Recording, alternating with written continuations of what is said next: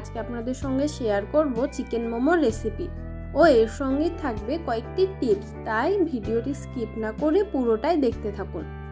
এই চিকেন মোমোটি বানানোর জন্য আমি রুল ময়দার আটা 3 কাপ নিয়ে নিয়েছি।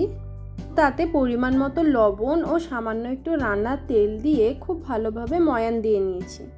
ভালোভাবে ময়ান দেওয়া হয়ে গেলে আটাটিতে অল্প অল্প করে জল অ্যাড করে একটা শক্ত ডো বানিয়ে নেব। ডোটা খুব নরম করার দরকার নেই, একটু শক্ত হলেই ভালো হয়। এবার এর উপরে সামান্য পরিমাণ তেল দিয়ে তা খুব ভালোভাবে পুরোটাতে মাখিয়ে নিয়ে আমি ঢাকা দিয়ে রেখে দেব। মোমোর পুরটা বানানোর জন্য আমি চিকেনগুলো ছোট করে কেটে তার কিমা বানিয়ে নিয়েছি ও পরিমাণ মতো পেঁয়াজ ছোট করে কেটে নিয়েছি। এখানে মাংস ও পেঁয়াজের পরিমাণ সমান সমান নিয়েছি। কড়াইয়ে তেল দিয়ে খুব ভালোভাবে গরম করে নিয়ে তাতে কুচনো রসুন ও আদা দিয়ে দেব। গুলি তেলের মধ্যে হালকা নাড়াচাড়া করে কুচনো পেঁয়াজগুলো দিয়ে দেব।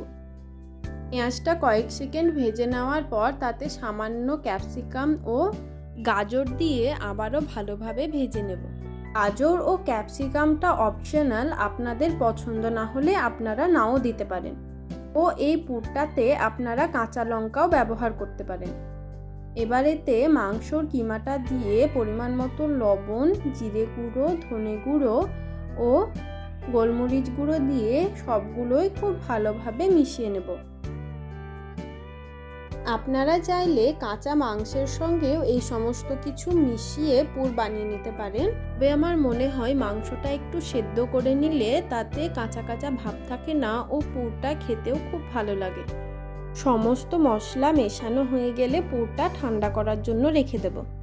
ভিডিও শুরুতে যে ডোটা তৈরি করে রেখেছিলাম তা থেকে ছোট করে লিচি কেটে গোল গোল করে বেলে নেব।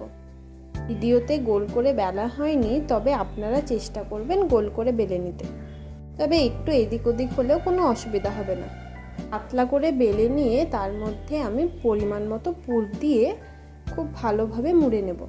ভিডিওতে যেভাবে দেখতে পাচ্ছেন ঠিক সেভাবেই মোমোর শেপ দিয়ে দেবেন। আপনারা মোমোর যে কোনো শেপ দিতে পারেন, তবে আমার মনে হয় এটাই সবথেকে সহজ, তাই আমি এটাই দিয়েছি। শেপ দিয়ে খুব ভালোভাবে 3 দিকটা চেপে দিতে হবে যাতে স্টিম করার সময় এগুলি খুলে না যায়। এইভাবে একটা একটা করে সমস্ত মোমোগুলি শেপ দিয়ে নেব। মোমোগুলি স্টিম করার জন্য আমি কোনো মোমো স্টিমার নিইনি।